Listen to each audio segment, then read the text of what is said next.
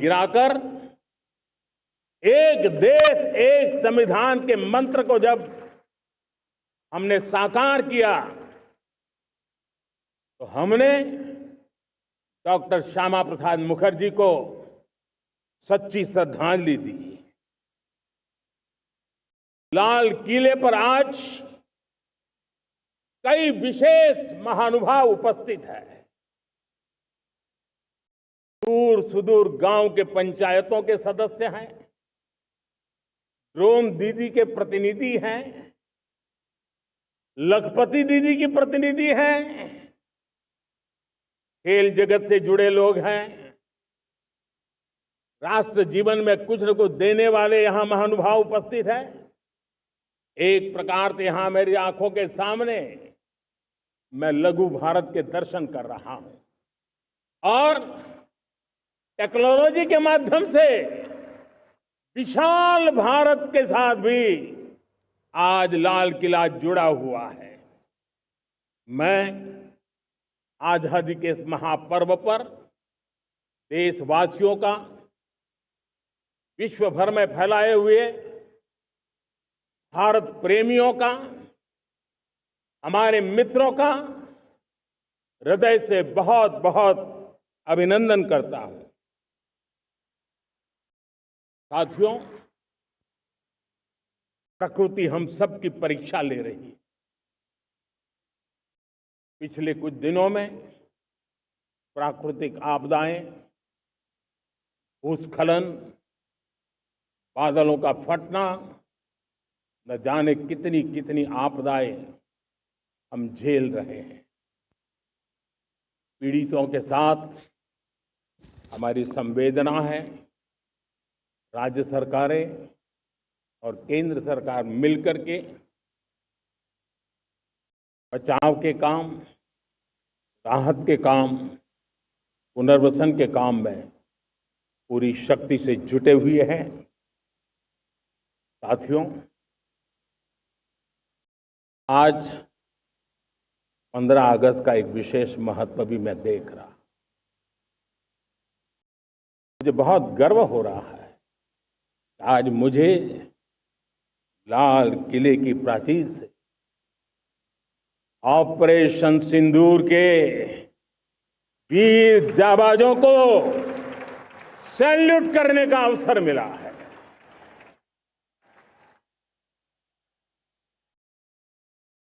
हमारे वीर जाबाज सैनिकों ने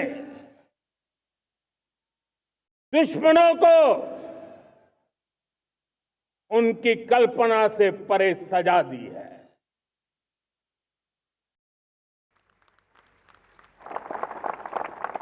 और इस अपील को पहलगाम में सीमा पार से आतंकियों ने आकर के इस प्रकार का कत्ले आम किया, धर्म पूछ करके लोगों को मारा गया। पति के सामने पति को गोलियां दी, बच्चों के सामने अपने पिता को मौत के घाट उतार दिया गया। पूरा हिंदुस्तान आक्रोश से भरा हुआ था।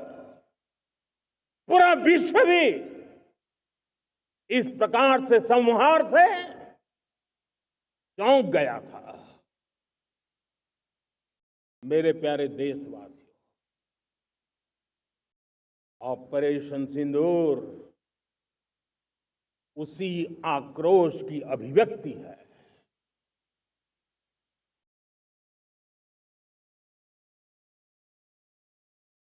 बाईस तारीख के बाद हमने हमारे सेना को खुली छूट दे दी।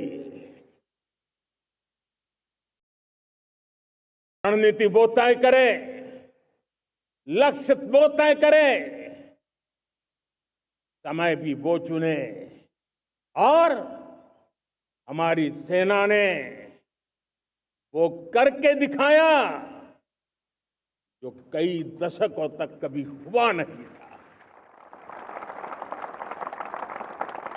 सैकड़ों किलोमीटर दुश्मन की धरती पर घुस करके आतंकी हेडक्वार्टर्स को मिट्टी में मिला दिया, आतंकी इमारतों को खंडहर बना दिया।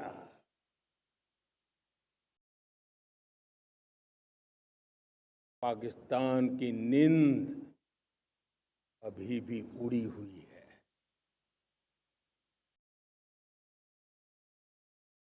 पाकिस्तान में हुई तबाही इतनी बड़ी है कि रोज नए नए खुलासे हो रहे हैं, नई नई जानकारियां आ रही हैं।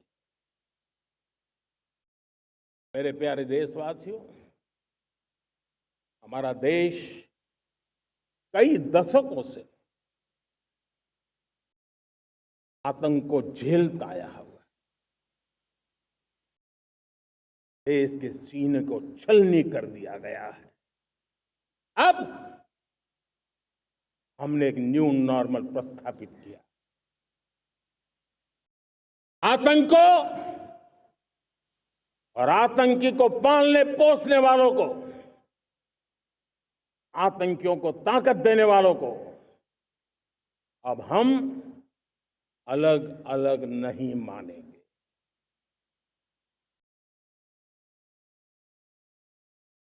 मानवता के समान दुश्मन है, उनके बीच कोई फर्क नहीं है। भारत ने तय कर लिया है कि न्यूक्लियर की धमकियों को अब हम सहने वाले नहीं हैं। न्यूक्लियर ब्लैकमेल लंबे अरसे से चलाया, अब वो ब्लैकमेल नहीं सहा जाएगा।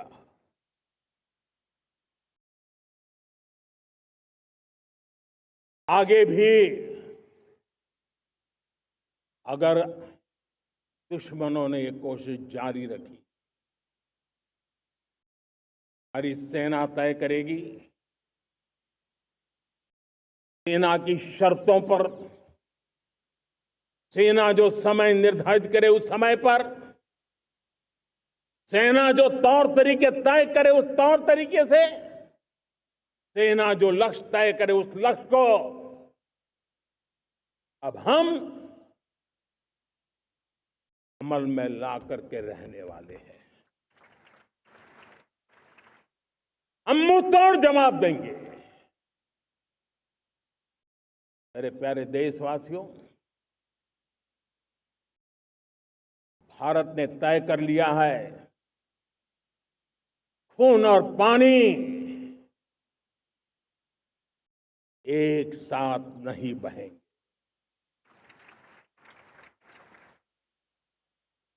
अब देशवासियों को भली भांति पता चला है कि सिंधु का समझौता कितना अन्यायपूर्ण है, कितना एक तरफा है। भारत से निकलती नदियों का पानी दुश्मनों के खेत को सींच रहा है और मेरे देश के किसान, मेरे देश की धरती पानी के बिना प्यासी है।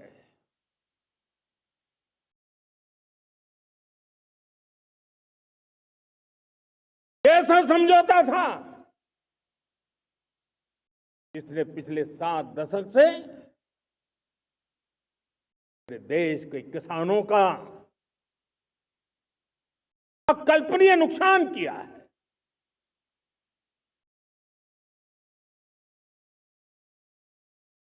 अब हिंदुस्तान के हक का जो पानी है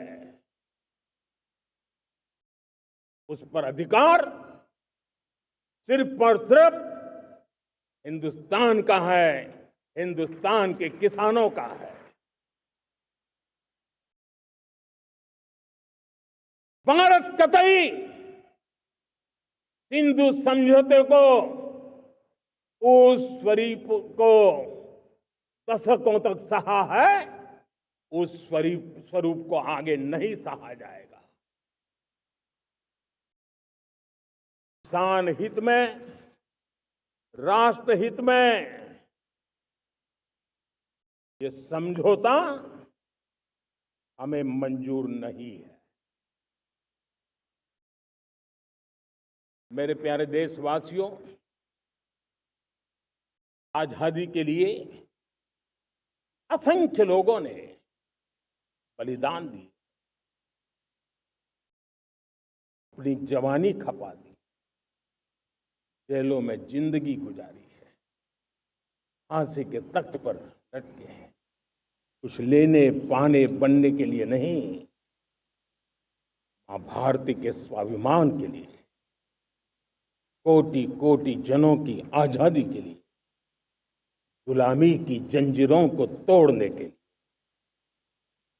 और मन में एक ही भाव था, स्वाभिमान।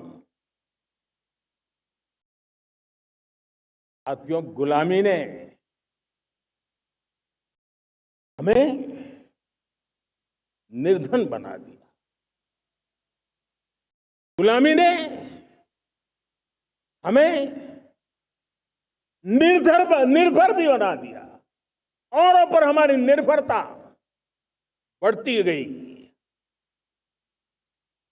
हम सब जानते हैं, आजादी के बाद कोटि कोटि जनों के पेट भरना बड़ी चुनौती थी, लेकिन यही मेरे देश के किसान हैं जिन्होंने खून पसीना एक करके देश के अन्न के भंडार भर दिए।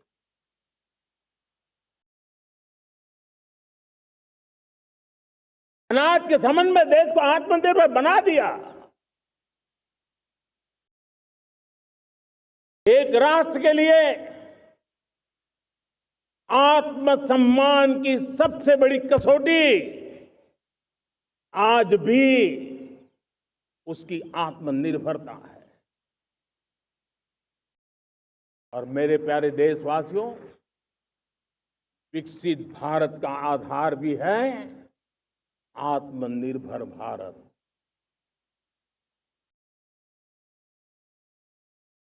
जो दूसरों पर ज्यादा निर्भर रहता है, उसकी आजादी पर उतना ही बड़ा प्रश्न चिन्ह लग जाता है। और दुर्भाग्य तो तब बन जाता है जब निर्भरता की आदत लग जाए, पता ही ना चले हम कब आत्मनिर्भरता छोड़ रहे हैं और कब किसी के निर्भर हो जाते हैं। ये आदत खतरे से खाली नहीं है और इसलिए प्रतिपल जागरूक रहना पड़ता है आत्मनिर्भर होने के लिए। और मेरे प्यारे देशवासियों, आत्मनिर्भरता का नाता सिर्फ आयात और निर्यात, रुपये, पैसे, पाउंड, डॉलर यहां तक सीमित नहीं है। इतना सीमित अर्थ उसका नहीं है। आत्मनिर्भरता का नाता हमारे सामर्थ्य से जुड़ा हुआ है। और जब आत्मनिर्भरता खत्म होने लगती है तो सामर्थ्य भी निरंतर क्षीण होता जाता है। और इसलिए हमारे सामर्थ्य को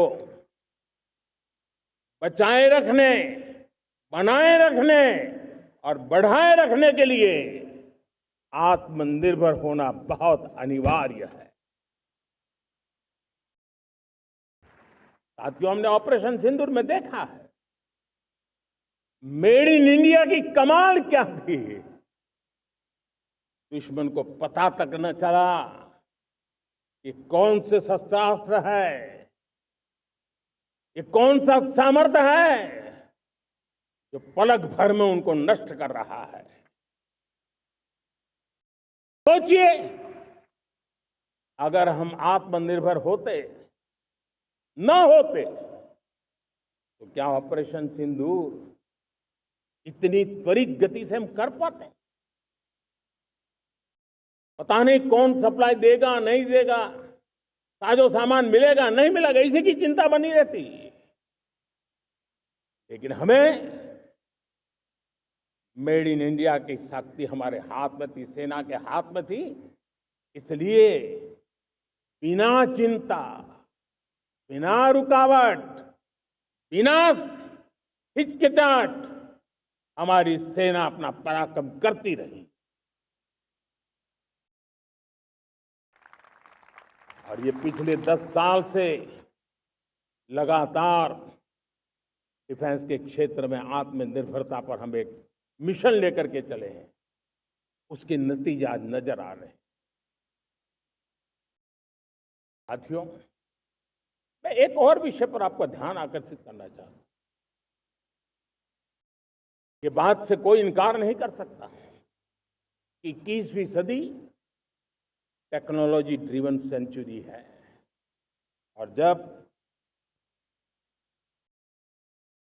टेक्नोलॉजी ड्रिवन है और इतिहास की तरफ नजर करें तो पता है, इतिहास गवाह है, जिन जिन देशों ने टेक्नोलॉजी में महारत हासिल की, वो देश विकास की ऊंचाइयों को पार कर गए, शिखर पर पहुंच गए। आर्थिक शक्ति नए पैमाने पर पहुंचती गई। हम जब टेक्नोलॉजी के अलग अलग आयामों की बात करते हैं तो मैं आपका ध्यान आकर्षित करता हूं सेमीकंडक्टर्स पे। उदाहरण के तौर पे बताता हूं,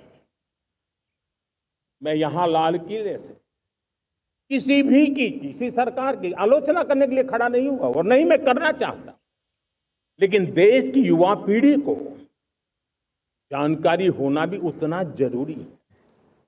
हमारे देश में 50-60 साल पहले सेमीकंडक्टर को लेकर के फाइलें शुरू हुई।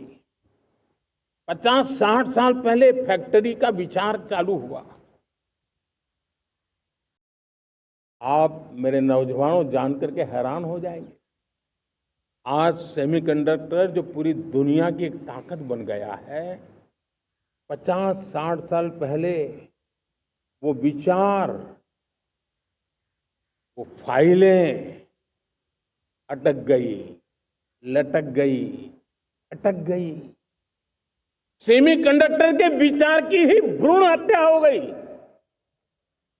50-60 साल गवा दी।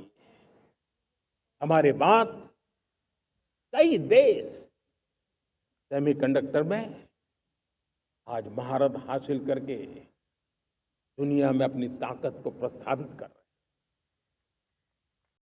साथियों, आज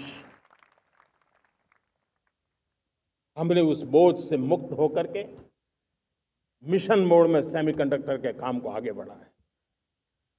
6 अलग अलग सेमीकंडक्टर के यूनिट्स जमीन पर उतर रहे हैं। 4 नए यूनिट्स को हमने ऑलरेडी हरी झंडी दिखा दी है, ग्रीन सिग्नल दे दिया है। और देशवासियों और मेरे खास करके नौजवानों और विश्व भर में भारत की टेक्नोलॉजी की ताकत को समझने वाले लोगों को भी कहना चाहूंगा, इसी वर्ष के अंत तक मेड इन इंडिया, भारत की बनी हुई, भारत में बनी हुई, भारत के लोगों द्वारा बनी हुई मेड इन इंडिया चिप्स बाजार में आ जाएगी।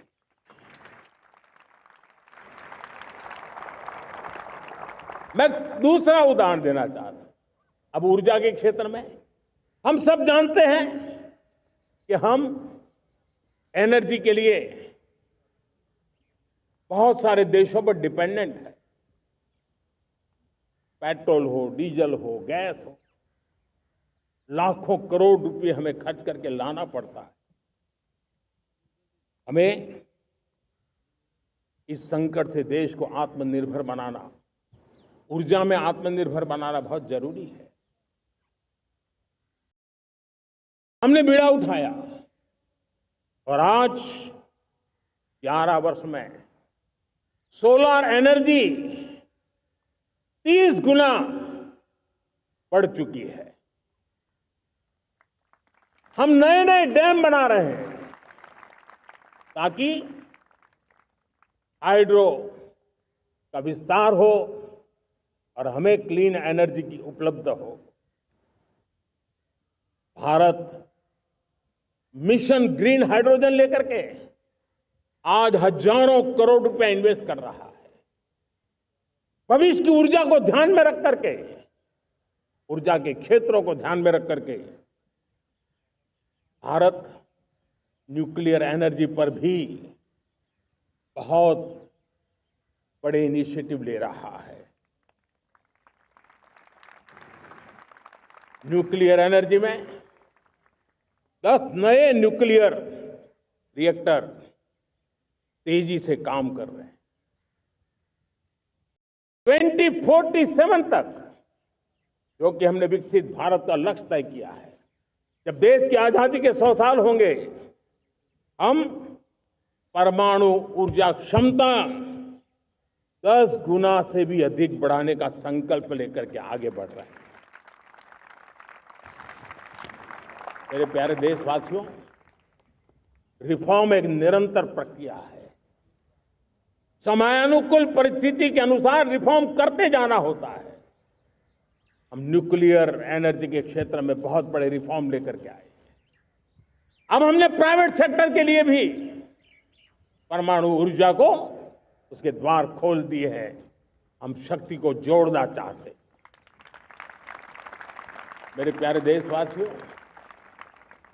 दुनिया जब आज ग्लोबल वार्मिंग को लिए चिंता करती है, तब मैं विश्व को भी बताना चाहता हूं कि भारत ने तय किया था कि हम 2030 तक क्लीन एनर्जी भारत में 50% पहुंचा देंगे।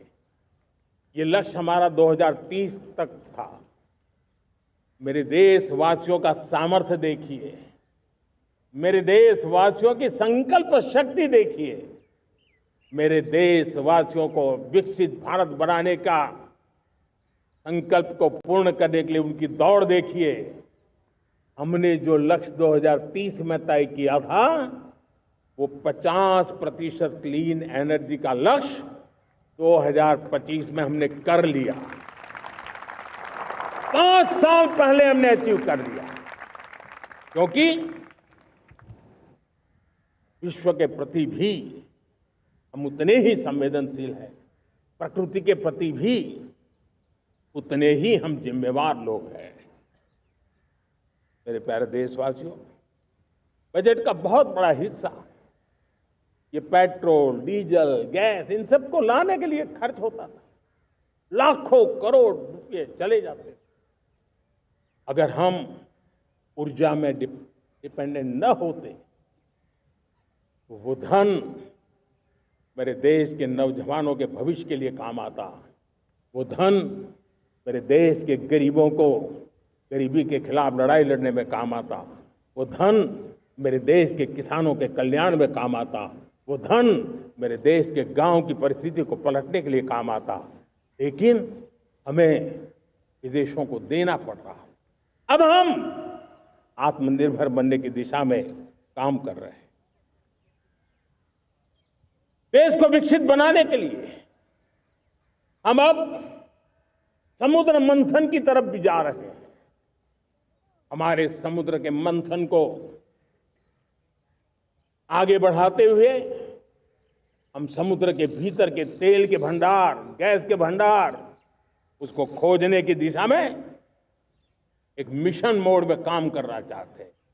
और इसलिए भारत ने national deep water exploration mission शुरू करने जा रहा है। ये ऊर्जा इंडिपेंडेंट बनने के लिए ये हमारी महत्वपूर्ण घोषणा है। मेरे प्यारे देशवासियों, आज पूरा विश्व क्रिटिकल मिनरल को लेकर के बहुत ही सतर्क हो गया है। उसके सामर्थ्य को लोग भली भांति समझने लगे हैं। कल तक जिस तरफ ज्यादा ध्यान नहीं था, वो आज सेंटर स्टेज पे है। हमारे लिए भी क्रिटिकल मिनरल्स में आत्मनिर्भरता बहुत अनिवार्य है। एनर्जी का सेक्टर हो, इंडस्ट्री का सेक्टर हो, रक्षा क्षेत्र हो, टेक्नोलॉजी के हर क्षेत्र हो, आज क्रिटिकल मिनरल्स की टेक्नोलॉजी के अंदर बहुत अहम भूमिका है। और इसलिए नेशनल क्रिटिकल मिशन हमने लॉन्च किया है। 1200 से अधिक स्थानों पर खोज का अभियान चल रहा है और हम क्रिटिकल मिनरल में भी आत्मनिर्भर बनने की दिशा में आगे बढ़ रहे हैं। मेरे प्यारे देशवासियों, स्पेस सेक्टर का कमाल तो हर देशवासी देख रहा, गर्व से भर जा रहा। और हमारे group captain Shubhanshu Shukla space station से लौट चुके हैं और आने वाले कुछ दिनों में वो भारत भी आ रहे हैं। हम स्पेस में भी अपने दम पर आत्मनिर्भर भारत गगनयान की तैयारी कर रहे हैं। हम अपने बलबूते पर हमारा अपना स्पेस स्टेशन बनाने की दिशा में हम काम कर रहे हैं। और पिछले दिनों स्पेस में जो रिफॉर्म किए गए, मुझे बहुत गर्व हो रहा है। मेरे देश के 300 से ज्यादा स्टार्टअप्स आप सिर्फ और सिर्फ स्पेस सेक्टर में काम कर रहे हैं और उन 300 स्टार्टअप में हजारों नौजवान पूरे सामर्थ्य के साथ जुटे हैं।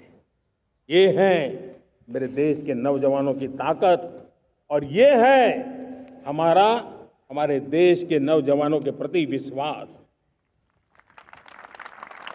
मेरे प्यारे देशवासियों, 140 करोड़ भारतवासी 2047 में जब आजादी के 100 साल होंगे, विकसित भारत के संकल्प को परिपूर्ण करने के लिए पूरी ताकत से जुटे हैं। इस संकल्प की पूर्ति के लिए भारत आज हर सेक्टर में आधुनिक इकोसिस्टम तैयार कर रहा है और आधुनिक इकोसिस्टम हर क्षेत्र में हमारे देश को आत्मनिर्भर बनाएगा।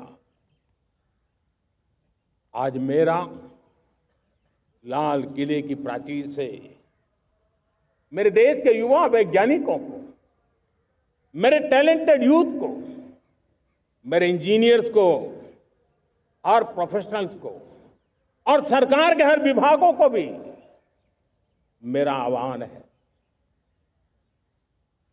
क्या हमारा अपना made in India fighter jets के लिए जेट इंजन हमारा होना चाहिए कि नहीं होना चाहिए?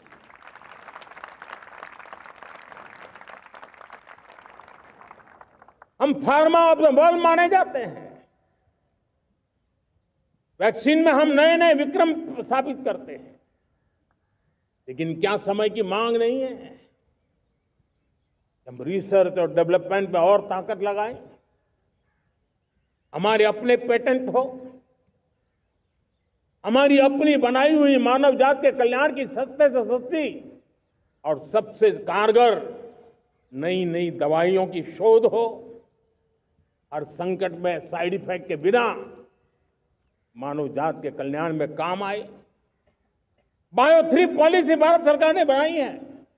मैं देश के नौजवानों को कहता हूं, आइए बायो 3 पॉलिसी का अध्ययन करके अब कदम उठाइए। देश का भाग्य बदलना है, आपका सहयोग चाहिए। मेरे प्यारे देशवासियों, आज आईटी का युग है, डेटा की ताकत है। क्या समय की मांग नहीं है? ऑपरेटिंग सिस्टम से लेकर के साइबर सुरक्षा तक, डीप टेक से लेकर के आर्टिफिशियल इंटेलिजेंस तक, सारी चीजें हमारी अपनी हो, जिस पर हमारे ही लोगों का सामर्थ्य जुटा हुआ हो, उनकी सामर्थ्य शक्ति का विश्व को परिचय कराए। साथियों, आज दुनिया में सोशल मीडिया का हो, बाकी प्लेटफॉर्म का हो, दुनिया के प्लेटफॉर्म पर हम काम कर रहे हैं। दुनिया ने हमने दिखा दिया है, यूपीआई का हमारा प्लेटफॉर्म आज दुनिया को अजोबा कर रहा है। हमारे में सामर्थ्य है। रियल टाइम ट्रांजैक्शन में 50% अकेला भारत यूपीआई के माध्यम से कर रहा है। इसका मतलब की ताकत है। क्रिएटिव वर्ल्ड हो, सोशल मीडिया हो, ये जितने भी प्लेटफॉर्म्स हैं, मेरे देश के नौजवानों में चुनौती करता हूं आपको, आइए हमारे अपने प्लेटफॉर्म क्यों ना हो, हम क्यों दूसरों पर निर्भर रहे, क्यों भारत का धन बाहर जाए। और मुझे आपके सामर्थ्य पर भरोसा है। मेरे प्यारे देशवासी, जैसे ऊर्जा के क्षेत्र में हम डिपेंडेंट हैं, वैसा ही देश का दुर्भाग्य है कि फर्टिलाइजर, उसमें भी हमें दुनिया पर निर्भर रहना पड़ता है। मेरे देश के किसान भी फर्टिलाइजर का सही उपयोग कर करके धरती माता की सेवा कर सकते हैं। अनाप शनाप उपयोग से भी धरती मां को बहुत नुकसान पहुंचा रहे हैं। लेकिन साथ साथ मैं देश के नौजवानों को कहना चाहता हूं, देश के उद्योग जगत को कहना चाहता हूं, देश के प्राइवेट सेक्टर को कहना चाहता हूं, आइए हम फर्टिलाइजर के भंडार भर दें, हम नए नए तौर तरीके खोजें और भारत की आवश्यकता के अनुसार हम अपना फर्टिलाइजर तैयार करें। हम औरों पर निर्भर न रहे।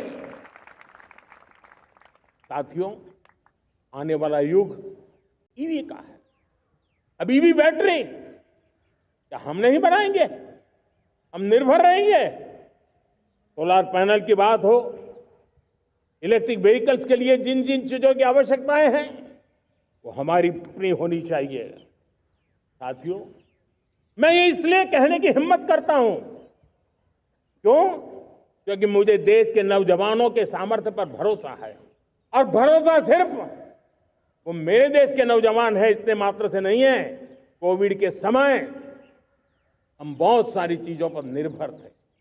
तो मेरे देश के नौजवानों को कहा गया कि वैक्सीन हमारी अपनी चाहिए, देश ने करके दिखाया। कोविन प्लेटफॉर्म हमारा अपना होना चाहिए, देश ने करके दिखाया। करोड़ों करोड़ों लोगों की जिंदगी बचाने का काम हमने किया है। वही स्पिरिट, वही जज्बा हमें जीवन के हर क्षेत्र में आत्मनिर्भर बनने के लिए अपना सब कुछ देना है। अपना जो बेस्ट है वो हमें दे करके रहना है। साथियों, पिछले 11 साल में एंटरप्रेन्योरशिप, उद्यमशीलता को बहुत बड़ी ताकत मिली। आज लाखों स्टार्टअप्स टियर 2, टियर 3 सिटी में देश की अर्थशक्ति को, देश के इनोवेशन को ताकत दे रहे हैं। उसी प्रकार से मुद्रा योजना से हमारे देश के करोड़ों नौजवान, उसमें भी हमारी बेटियां, करोड़ों करोड़ों लोग मुद्रा से लोन लेकर के अपना खुद का कारोबार कर रहे हैं। खुद तो अपने पैरों पर खड़े हुए हैं, लेकिन औरों को भी पैरों पर खड़े रहने की ताकत देते हैं। वे भी एक प्रकार से हर व्यक्ति को आत्मनिर्भर बनाने का अवसर दे रही है। मेरे साथियों, विमेन सेल्फ हेल्प ग्रुप, किसी का ध्यान नहीं था। पिछले 10 साल में विमेन सेल्फ हेल्प ग्रुप ने कमाल करके दिखाया। आज उनके प्रोडक्ट दुनिया के बाजार में जाने लगे हैं। लाखों करोड़ों का कारोबार हमारे विमेन सेल्फ हेल्प ग्रुप करते हैं। मैंने एक बार मन की बात में खिलौने की बात कही थी। हम करोड़ों करोड़ रुपए के खिलौने विदेश से लाते थे। मैंने ऐसे ही मन की बात में कहा, करे मेरे देश के नौजवानों, ऐसा भी करेंगे क्या, किलो भी बाहर जाएंगे। और आज मैं गर्व से कहता हूं कि मेरा देश खिलौने एक्सपोर्ट करने लग गया है। यानी देश के सामर्थ्य को हर प्रकार के अवसर मिले, हर रुकावटों से मुक्ति मिले, उसको सर्वाधिक करने के लिए प्रेरित किया जाए, देश कर सकता है। मैं देश के युवाओं से कहता हूं, आइए आप इनोवेटिव आइडियाज लेकर के, आपके आइडियाज को मरने मत देना दोस्तों। आज का आपका आइडिया हो सकता है आने वाली पीढ़ी का भविष्य बना सकता है। मैं आपके साथ खड़ा हूं, मैं आपके लिए काम करने के लिए तैयार हूं, आपका साथी बन के काम करने तैयार हूं। आप आइए, हिम्मत जुटाइए, इनिशिएटिव लीजिए। जो युवा मैन्युफैक्चरिंग के बारे में सोचते हैं, आइए आगे बढ़िए। सरकार के नियमों में बदलाव करना है, मुझे बताइए। अब देश रुकना नहीं चाहता है, 2047 दूर नहीं है, एक एक पल की कीमत है और हम एक भी पल गंवाना नहीं चाहते दोस्तों। साथियों, ये आगे बढ़ने का अवसर है, बड़े सपने देखने का अवसर है, संकल्प के लिए समर्पित होने का अवसर है। जब सरकार आपके साथ है और मैं स्वयं आपके साथ हूं, तब हम नया इतिहास बना सकते हैं। साथियों, आज नेशनल मैन्युफैक्चरिंग मिशन पर बहुत तेजी से काम हो रहा है। हमारे एमएसएमई, उसका लोहा दुनिया मानती है। ये दुनिया में बड़ी बड़ी चीजें बनती है ना, कुछ न कुछ तो औजार हमारे देश के एमएसएमई के द्वारा जाते हैं, बड़े गर्व के साथ जाते हैं। लेकिन हम कॉम्प्रिहेंसिव इंटीग्रेटेड विकास की राह पर जाना चाहते हैं और इसलिए उनकी शक्ति बढ़े। और उसमें भी मैंने पहले एक बार लाल किले से कहा था, जीरो डिफेक्ट जीरो इफेक्ट। आज कहना चाहता हूं कि हमें विश्व बाजार में अपने सामर्थ्य का लोहा मनवाना है, तो हमें क्वालिटी में निरंतर नई ऊंचाइयों को पार करना। दुनिया क्वालिटी को स्वीकार करती है, हमारी गुणवत्ता सबसे ज्यादा हो और सरकार के भी प्रयास हो, रॉ मटेरियल की भी उपलब्धि हो, हमारी प्रोडक्शन की कॉस्ट कैसे कम हो, हम उसमें दम रह गए। और साथियों, हम सभी जो उत्पादन के क्षेत्र में लगे हैं, उन सबका मंत्र होना चाहिए, दाम कम लेकिन दम ज्यादा। हमारी हर प्रोडक्ट का दम ज्यादा हो लेकिन दाम कम हो। इस भाव को लेकर के हमें आगे बढ़ना है। मेरे प्यारे देशवासियों, आजादी के लिए अनगिनत लोगों ने बलिदान दिए हैं। मैंने पहले भी कहा, जवानी खपा दी, फांसी पे लटक गए। क्यों? स्वतंत्र भारत के लिए। 75-100 साल पहले का वो कालखंड याद कीजिए। पूरा देश स्वतंत्र भारत के मंत्र को लेकर के जीता था। आज समय की मांग है, स्वतंत्र भारत का मंत्र लेकर के जीने वालों ने हमें स्वतंत्र भारत दिया। आज 140 करोड़ देशवासियों का एक ही मंत्र होना चाहिए, समृद्ध भारत।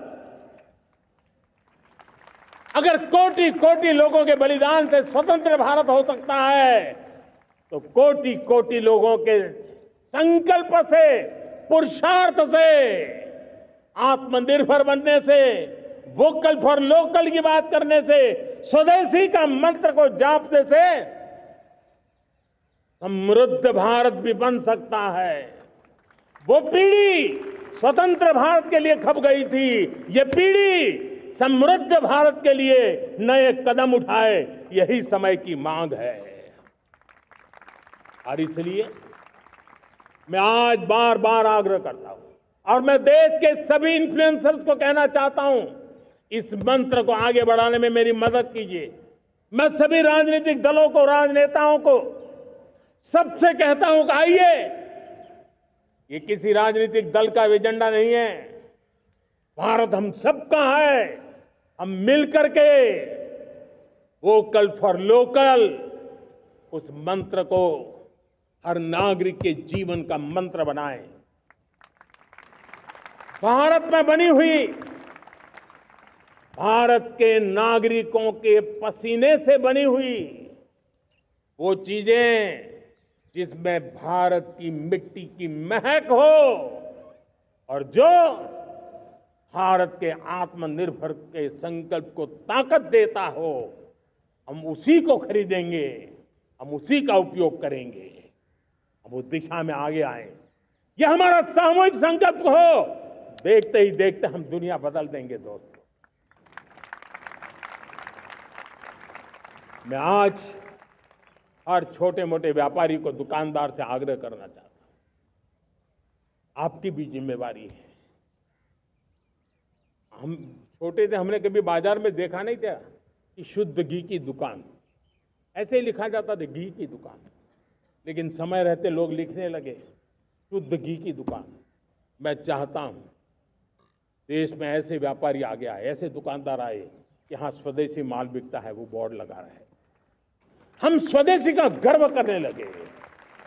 हम स्वदेशी मजबूरी में नहीं, मजबूती के साथ उपयोग करेंगे, मजबूती के लिए उपयोग करेंगे और जरूरत पड़ी तो औरों को मजबूर करने के लिए उपयोग करेंगे। ये हमारी ताकत होनी चाहिए, ये हमारा मंत्र होना चाहिए। मेरे प्यारे देशवासियों,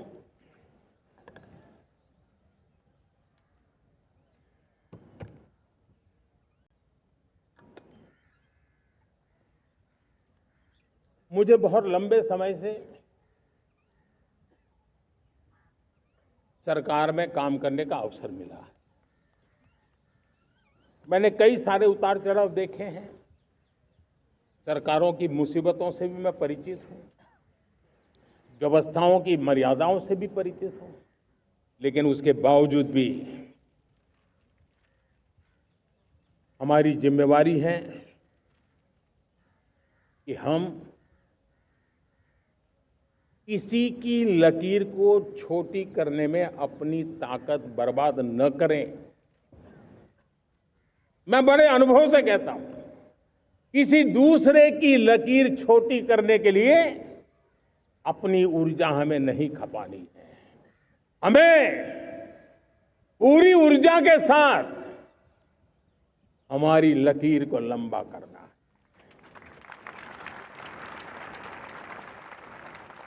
हम अगर अपनी लकीर लंबी करते हैं तो दुनिया भी हमारा लोहा मानेगी। आज जब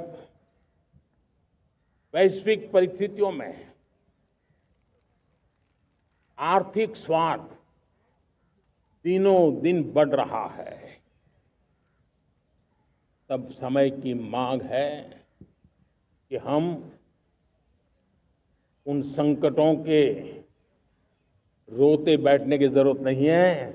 हिम्मत के साथ हम अपनी लकीर को लंबी करें। और मैं 25 साल के शासन के अनुभव से कह सकता हूं, अगर ये रास्ता हमने चुन लिया, हर किसी ने चुन लिया, तो फिर कोई स्वार्थ हमें अपनी चंगुल में नहीं फंसा सकता है।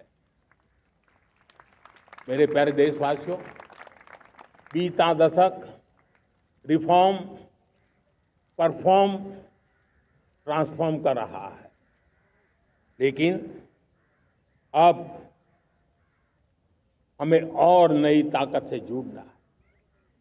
पिछले दिनों हमने कई रिफॉर्म्स किए, एफडीआई हो, इंश्योरेंस कंपनी की बात हो, विश्व की यूनिवर्सिटीज को भारत के अंदर स्थान देने की बात हो, कई रिफॉर्म्स किए हैं। 40,000 से ज्यादा अनावश्यक कंप्लायंसेस को हमने खत्म किया है। इतना ही नहीं, 1500 से अधिक पुराने कानून जो बाबा आदम के जमाने के थे, उन सबको हमने खत्म कर दिया है। हमने दर्जनों कानूनों को सरल करने के लिए संसद में जाकर के जनता के हितों को सर्वोपरि रख करके बदलाव किए हैं। इस बार भी हो हल्ला के बीच लोगों तक बात पहुंची नहीं होगी, लेकिन एक बहुत बड़ा रिफॉर्म इनकम टैक्स एक्ट में हुआ है। करीब 280 से ज्यादा धाराएं हमने समाप्त करने का निर्णय किया है। और साथियों, सिर्फ आर्थिक मोर्चे पर ही रिफॉर्म नहीं, हमने नागरिक के जीवन को भी आसान बनाने के लिए रिफॉर्म किए। इनकम टैक्स रिफंड की बात हो, रिफॉर्म का परिणाम है। फेसलेस असेसमेंट की बात हो, रिफॉर्म का परिणाम है।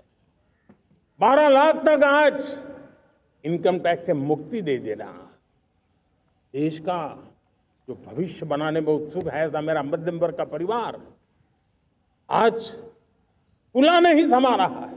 कभी किसी ने सोचा नहीं था कि 12 लाख रुपए तक का इनकम टैक्स पर जीरो कर दिया जाएगा। आज कर लिया है। जब देश का सामर्थ्य बढ़ता है तो देशवासियों को लाभ मिलता है। अंग्रेजों के जमाने से दंड संहिता में हम दबे पड़े थे, दंड का भय दिखा करके जीवन चल रहा था। 75 साल आजादी के ऐसे ही गए। हमने दंड संहिता को खत्म कर दिया, न्याय संहिता को ले आए हैं। न्याय संहिता में भारत के नागरिक के प्रति विश्वास का भाव है, भारत के नागरिक के अंदर अपनेपन का भाव है, संवेदनशीलताओं से भरा हुआ है। हमने रिफॉर्म की यात्रा को तेज करने के लिए बीड़ा उठाया। हम बहुत तेजी से आगे बढ़ना चाहते हैं। मैं चाहता हूं देशवासियों, देश के लिए कर रहा हूं, मैं मेरे लिए नहीं कर रहा हूं, किसी का बुरा करने के लिए नहीं कर रहा हूं। मेरे राजनीतिक दल, मेरे प्रतिस्पर्धी साथी भी देश की इस उज्जवल भविष्य के लिए आगे आए, हमारा साथ दें। स्ट्रक्चरल रिफॉर्म्स की बात हो, रेगुलेटरी रिफॉर्म्स की बात हो, पॉलिसी रिफॉर्म की चर्चा हो, प्रोसेस रिफॉर्म की चर्चा हो, प्रोसीड्यूरल रिफॉर्म्स करने की जरूरत हो, हर प्रकार के रिफॉर्म्स ये आज हमने मकसद बना करके चले हैं। और मेरे प्यारे देशवासियों, नेक्स्ट जनरेशन रिफॉर्म्स के लिए हमें एक टास्क फोर्स गठित करने का निर्णय किया है।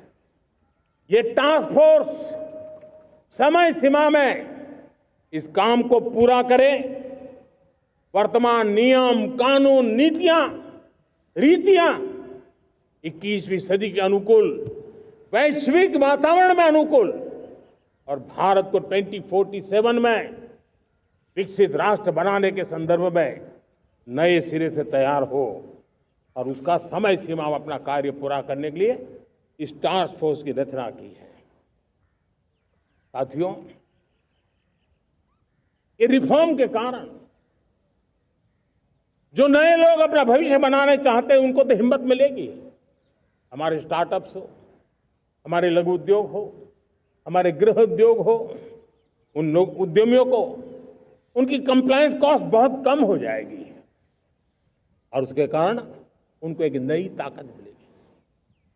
जो एक्सपोर्ट की दुनिया में उनको लॉजिस्टिक सपोर्ट के कारण, व्यवस्थाओं में बदलाव के कारण उनको एक बहुत बड़ी ताकत मिलेगी। साथियों, ऐसे ऐसे कानून हैं हमारे देश में, छोटी छोटी चीजों के लिए जेल में डालने के कानून है। आप हैरान हो जाएंगे, किसी ने नजर नहीं दौड़ाई। मैं पीछे लगा हूं, ये मेरे देश के नागरिकों को जेल में बंद करने वाले जो अनावश्यक कानून है वो खत्म होने चाहिए। हम संसद में पहले भी बिल लाए थे, इस बार भी लेके आए हैं। साथियों, इस दिवाली में आपकी डबल दिवाली का काम मैं करने वाला हूं। इस दिवाली में आपको एक बहुत बड़ा तोहफा देशवासियों को मिलने वाला है। पिछले 8 साल से हमने जीएसटी का बहुत बड़ा रिफॉर्म किया। पूरे देश में टैक्स के बर्डन को कम किया, टैक्स की व्यवस्थाओं को सरल किया और 8 साल के बाद समय की मांग है कि हम एक बार उसको रिव्यू करें। हमने एक हाई पावर कमेटी को बिठा करके रिव्यू शुरू किया, राज्यों से भी विचार विमर्श किया और मेरे प्यारे देशवासियों, हम नेक्स्ट जनरेशन जीएसटी रिफॉर्म्स लेकर के आ रहे हैं। ये दिवाली के अंदर आपके लिए तोहफा बन जाएंगे। सामान्य मानवीय की जरूरतों के टैक्स भारी मात्रा में कम कर दिए जाएंगे। बहुत बड़ी सुविधा बढ़ेगी। हमारे एमएसएमई, हमारे लघु उद्यमी, इनको बहुत बड़ा लाभ मिलेगा। रोजमर्रा की चीजें बहुत सस्ती हो जाएगी और उससे इकोनॉमी को भी एक नया बल मिलने वाला है। मेरे प्यारे देशवासियों, आज देश तीसरी बड़ी इकोनॉमी बनने के लिए समय है, तेज गति से आगे बढ़ रहा है। हम दरवाजे खटखटा रहे हैं और बहुत तेजी से हम उसको अचीव भी कर लेंगे। और कोई तो दिन होगा, मैं आपके बीच आकर के लाल किले की प्राचीर से ये खबर भी सुनाऊंगा।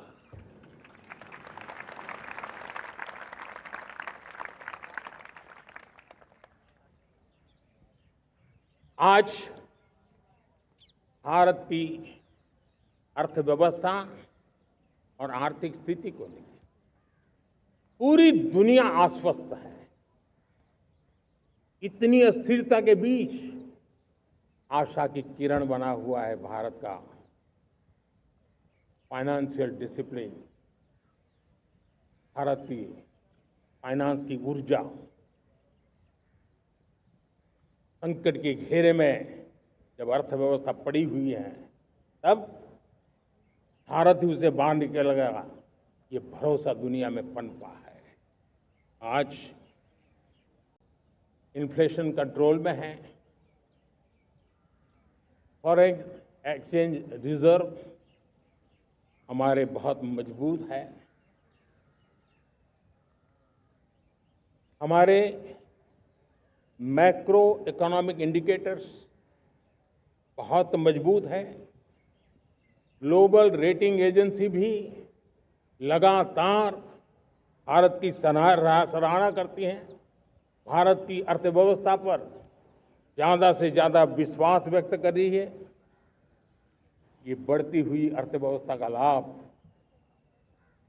मेरे देश के गरीबों को मिले, मेरे देश के किसानों को मिले, मेरे देश की नारी शक्ति को मिले, मेरे देश के मध्यम वर्ग को मिले, मेरे देश की विकास धारा को ताकत देने वाला बने।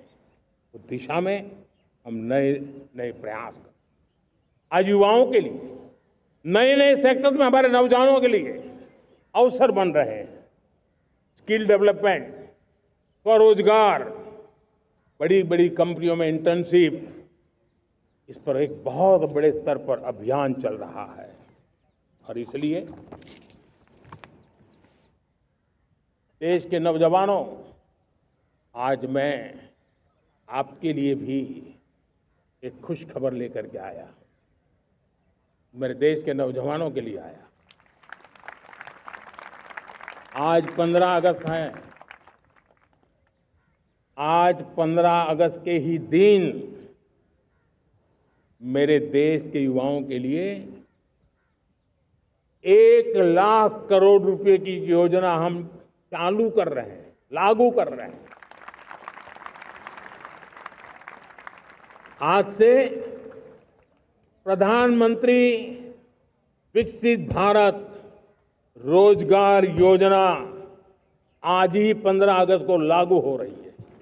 ये आपके लिए बहुत खुशखबरी है। इस योजना के तहत निजी क्षेत्र में पहली नौकरी पाने वाले नौजवान को, बेटे बेटी को 15,000 रुपया सरकार की तरफ से दिए जाएंगे। कंपनियों को भी नए रोजगार देने के अवसर जो भी ज्यादा जुटाएगा उनको भी प्रोत्साहन राशि दी जाएगी। प्रधानमंत्री विकसित भारत रोजगार योजना करीब करीब 3.5 करोड़ नौजवानों को रोजगार के नए अवसर बनाएगी।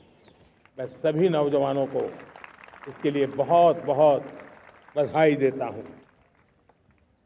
मेरे प्यारे देशवासियों, आज भारत में नारी शक्ति का लोहा हर कोई मानने लगा। बढ़ती इकोनॉमी की लाभार्थी हमारी नारी है, लेकिन बढ़ती इकोनॉमी को गति देने में भी हमारी नारी का बहुत बड़ा योगदान भी, हमारी मातृशक्ति का योगदान है, हमारी स्त्री शक्ति का योगदान है। स्टार्टअप से लेकर स्पेस सेक्टर तक हमारी बेटियां छाई हुई हैं, खेल के मैदान में छाई हुई हैं, फौज में चमक रही है। आज गर्व के साथ नारी कंधे से कंधा मिला करके देश की विकास यात्रा में भागीदार हो रही। देश गर्व से भर गया जब एनडीए की विमेन कैडेट्स उनका पहला पास आउट हुआ था। पूरा देश गर्व से भर गया था। सारे टीवी चैनल उसी के पीछे लगे हुए थे। कितने बड़े गौरव की पल थी। Self help group, 10 crore self help group की बहनें क्या कमाल कर रही है। नमो ड्रोन दीदी नारी शक्ति की एक नई पहचान बनी। गांव में मुझे एक बहन मिली, वो कहती मुझे अब तो गांव वाले पायलट कह करके बुलाते हैं। बड़े गर्व से कह रहे हैं। ज्यादा पढ़ी लिखी नहीं थी, लेकिन उसका रतबा पैदा हुआ है। साथियों, हमने 3 करोड़ महिलाओं को लखपति दीदी बनाने का संकल्प लिया था। 3 करोड़। और मुझे आज संतोष है कि हम तेज गति से काम कर रहे हैं। समय से पहले 3 करोड़ का लक्ष्य पार कर लेंगे। और आज मैं खुशी से देश को बताना चाहता हूं कि मेरे नारी शक्ति का सामर्थ्य देखिए। देखते ही देखते 2 करोड़ महिलाएं लखपति दीदी बन चुकी है। आज कुछ लखपति दीदी हमारे सामने बैठी है। ये है मेरे सामर्थ्य। और मेरा विश्वास है दोस्तों, भारत की विकास यात्रा में उनकी भागीदारी बढ़ने वाली। मेरे प्यारे देशवासियों, मेरे देश के किसानों का भारत की अर्थव्यवस्था में बहुत बड़ा योगदान है। भारत के किसानों की मेहनत रंग ला रही है।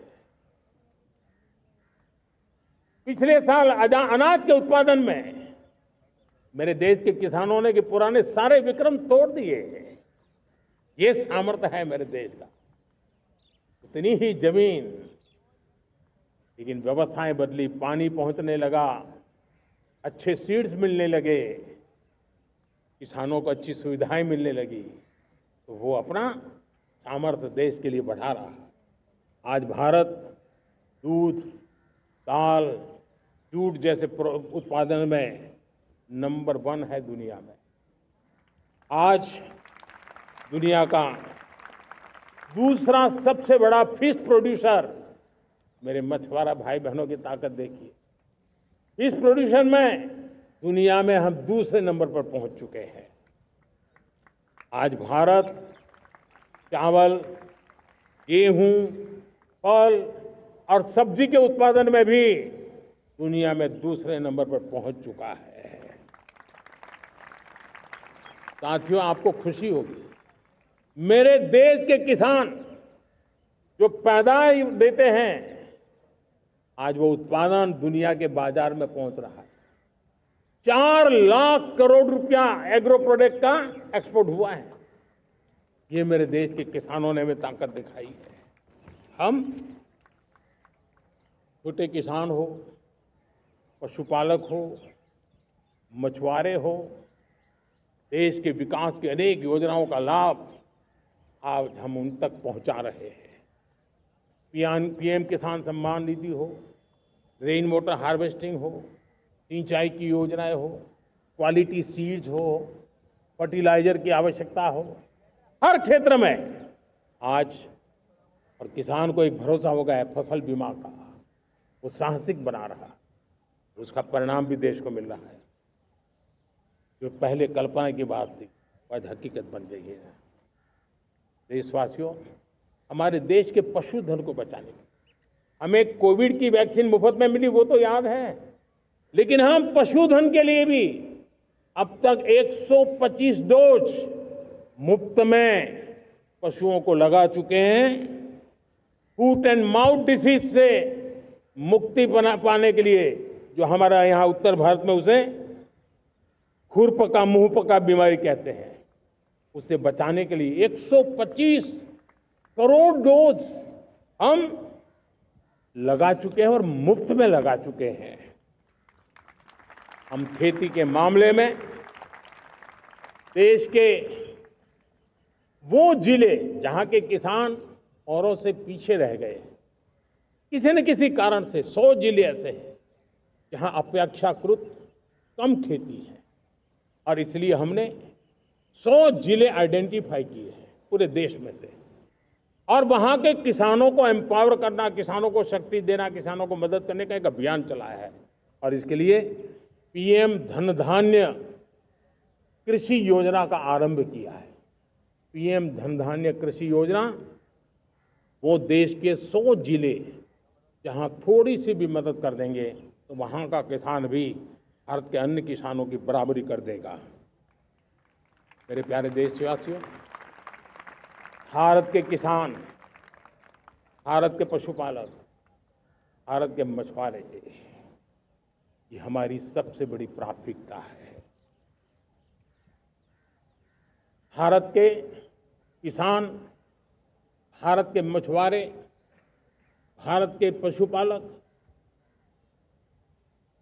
उनसे जुड़ी किसी भी अहितकारी नीति के आगे मोदी दीवार बन के खड़ा है।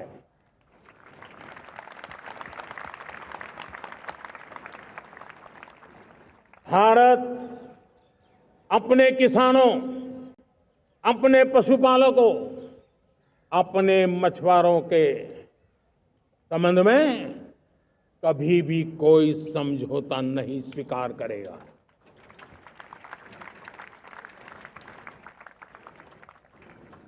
प्यारे देशवासियों, गरीबी क्या होती है मुझे किताबों में पढ़ना नहीं पड़ा है, मैं जानता, सरकार में भी रहा हूं, और इसलिए मेरी कोशिश रही है कि सरकार फाइलों में नहीं होनी चाहिए। सरकार देश के नागरिकों की लाइफ में होनी चाहिए।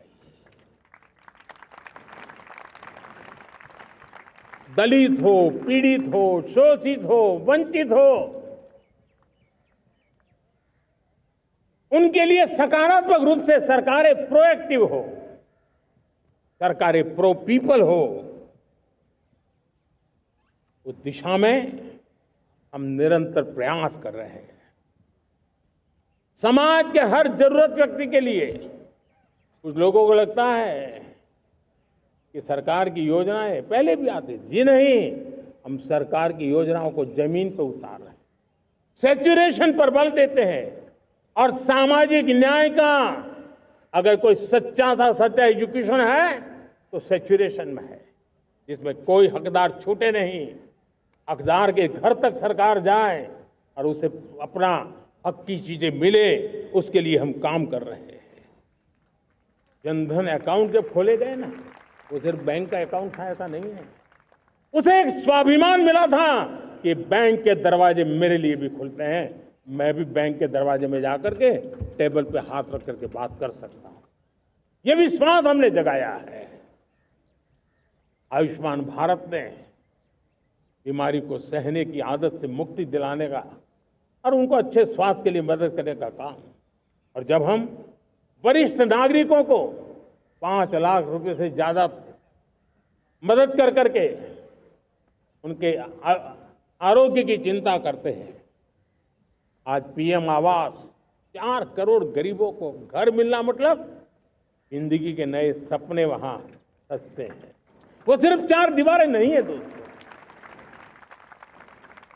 रेहड़ी पटरी वालों के लिए पीएम स्वनिधि योजना, जो कभी ब्याज के चक्कर में फंसा रहता था, आज पीएम स्वनिधि से रेहड़ी पटरी वाला भी, और आपने देखा वो यूपीआई से पैसे लेता है, यूपीआई से पैसे देता है। ये बदलाव आखिरी व्यक्ति तक चिंता, लोगों की लाइफ में सरकार होनी चाहिए।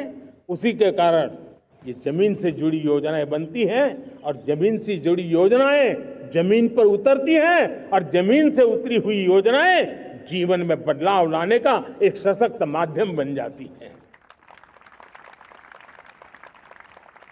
एक समय था, गरीब हो, पीड़ित हो, आदिवासी हो, वंचित हो, दिव्यांग हो, हमारी विधवा माताएं बहनें हो, अपने हक के लिए दर दर भटकते रहते थे। सरकारी दफ्तरों में चक्कर लगाते लगाते जिंदगी पूरी हो जाती। आज सरकार आपके दरवाजे पर आती है, सैचुरेशन के अप्रोच को लेकर के आती है। करोड़ों लाभार्थियों को सरकारी योजनाओं का लाभ मिल रहा है। डायरेक्ट बेनिफिट ट्रांसफर एक बहुत बड़ा क्रांतिकारी काम हुआ है। साथियों, गरीबी हटाओ के नारे देश ने बहुत सुने हैं, लाल किले से भी सुने, और देश सुन सुन करके थक गया था, और देश ने मान लिया था कि गरीबी हट नहीं सकती है। लेकिन जब हम योजनाओं को गरीब के घर तक ले जाते हैं, विश्वास को गरीब के मन में हम पैदा करते हैं, तब मेरे देश के 25 करोड़ गरीब गरीबी को परास्त कर करके, गरीबी से बाहर निकल करके एक नया इतिहास बनाते हैं। आज 10 करोड़ गरीब, और 10 वर्ष में 25 करोड़ से ज्यादा गरीब गरीबी को परास्त कर करके गरीबी से बाहर निकले हैं, और एक न्यू मिडिल क्लास तैयार हुआ है। मेरे साथियों, ये न्यू मिडिल क्लास और मिडिल क्लास एक ऐसी जुगलबंदी है जिसमें एस्पिरेशन भी है, एफर्ट भी है। वो देश को आगे बढ़ाने के लिए बहुत बड़ा सामर्थ्य बनने वाली है। मेरे प्यारे देशवासियों, बहुत ही निकट भविष्य में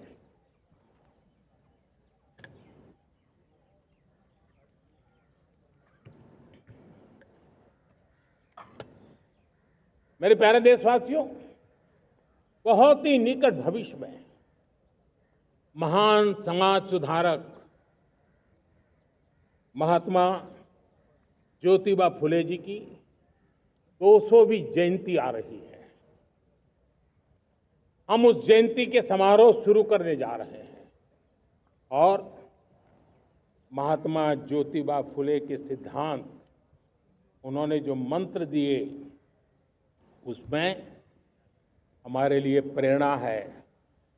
पिछड़े को प्राथमिकता, पिछड़े को प्राथमिकता देते हुए हम परिवर्तन की ऊंचाइयों को प्राप्त करना चाहते हैं। हम इसके लिए परिश्रम की पराकाष्ठा करना चाहते हैं। हम पारदर्शी नीतियों के द्वारा पिछड़ों को प्राथमिकता, ये हम धरती पर उतारना चाहते हैं, हर पिछड़े के जीवन में उतारना चाहते हैं। साथियों, रेहड़ी पटरी वालों के लिए स्वनिधि योजना हो, या हमारे हुनर वाले